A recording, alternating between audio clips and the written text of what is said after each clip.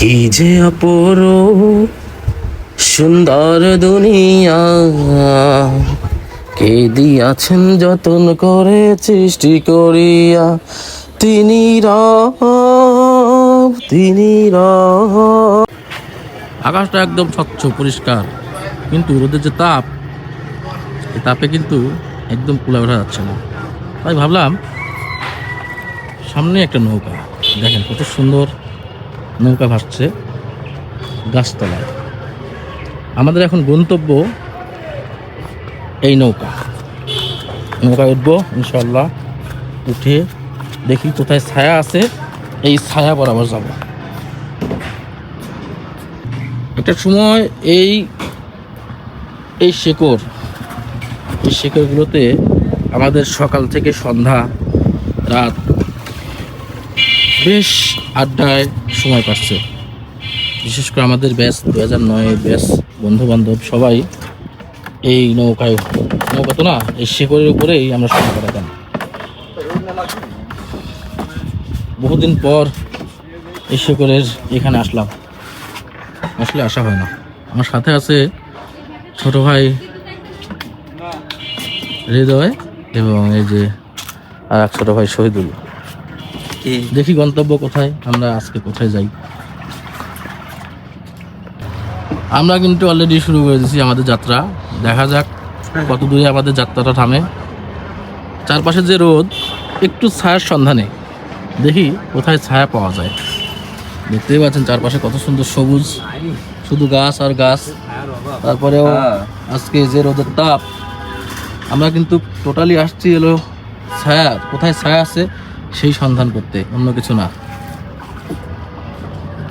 আমাদের দক্ষ চালক আছে, পাইলট শহীদুল ইসলাম।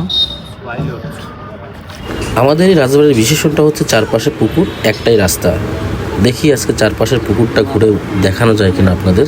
চলুন ঘুরতে থাকি। এই হচ্ছে আমাদের ফরিদপুর বাজারের এক অংশ। আসলে আমাদের বাজারটা তো খুব বেশি বড় না, ছোট্ট একটা বাজার। চারপাশে নদী নালা, এই রাজবাড়ি, খাল বিল।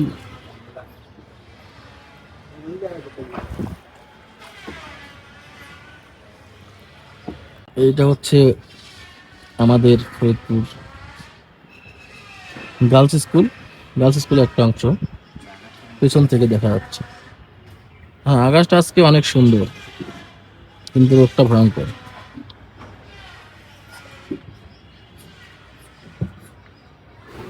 যে ঘাটটা দেখতে পাচ্ছেন, এটা ছোটবেলা থেকে এখানে দেখছি ঘাট, কিন্তু এটা নতুন করে সংস্করণ করে নতুন করে তৈরি করা হয়েছে। মাঝখানে পরিত্যক্ত ছিল। বিটিভি চলে আসছি আমরা, বিটিভি দেখতেছি। ঠিক আছে, দেখেন সব দেখা যাচ্ছে, ঝিরঝি করতেছে। ইঞ্জিনিয়ার ঠিক করলে ঠিক হয়ে যাবে।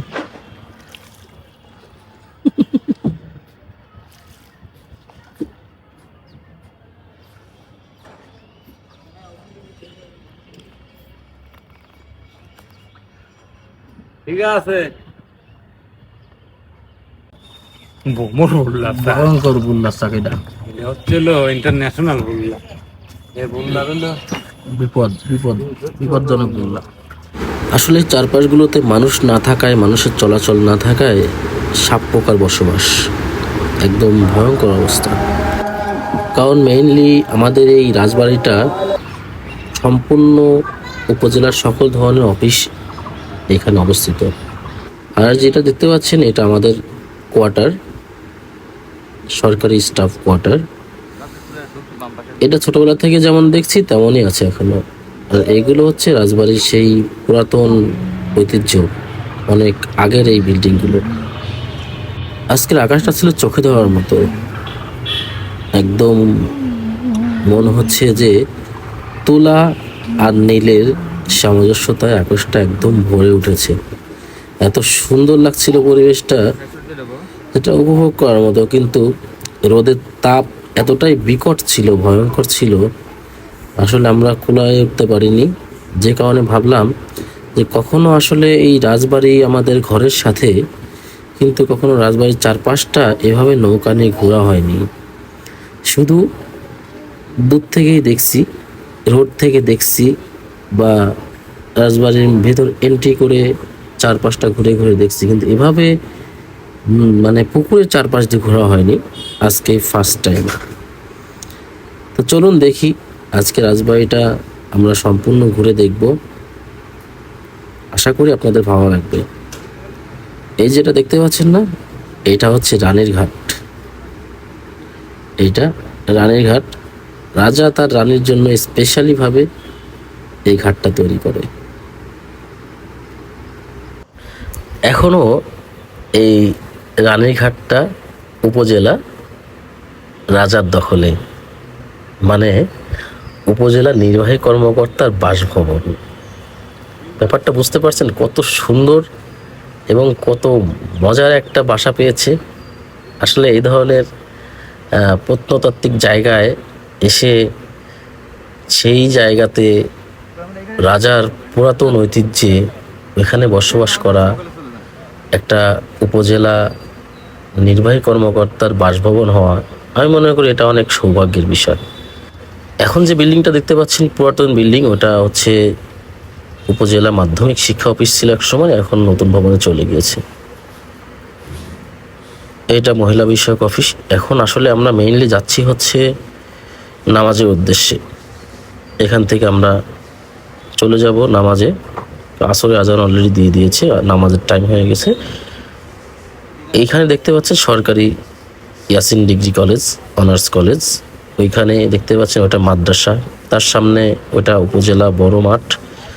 ওইখানে সামনের যে বিল্ডিংটা দেখা যাচ্ছে ওটা হচ্ছে মুক্তিযোদ্ধা কমপ্লেক্স। সব কিছু মিলে এখন আমরা এপাশ থেকে ওপাশ অলরেডি চলে আসছি। উপজেলার পক্ষ থেকে এখানে দুটো বোর্ড দেওয়া হয়েছে, প্রতিদিন যেন পর্যটকরা এসে এখানে ঘুরতে পারে।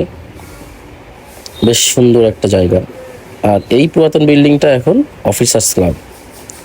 সকল অফিসাররা এখানে এসে সময় কাটায়, অবসর টাইম কাটায়, খুব সুন্দরভাবে তাদের সময় কেটে যায়।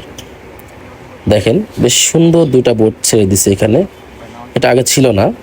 বর্তমান ইউনো এবং এসিল্যান্ড আসার পরে এই দুটা অ্যাড করছে। পুকুরের সৌন্দর্য প্লাস পর্যটকের জন্য সুবিধা। আমি তাদেরকে ধন্যবাদ জানাই এত সুন্দর একটা উদ্যোগ নেওয়ার জন্য। আসলে এতদিন হয়ে গেল কেউ কখনো এই সৌন্দর্য বর্ধন করার চেষ্টা করেনি। এই ঘাটটাও নতুন করে করা হয়েছে। ঠিক আছে, আজকের মতো এখানেই। ভালো থাকবেন সবাই, সুস্থ থাকবেন, আল্লাহ হাফেজ। কি যে অপরূপ সুন্দর দুনিয়া, কে দিয়াছেন যতন করে সৃষ্টি করিয়া। তিনি রব, তিনি রব, তিনি আমার মালিক আল্লাহ। আল্লাহ হাফেজ। আসসালামু আলাইকুম ওয়া রাহমাতুল্লাহ।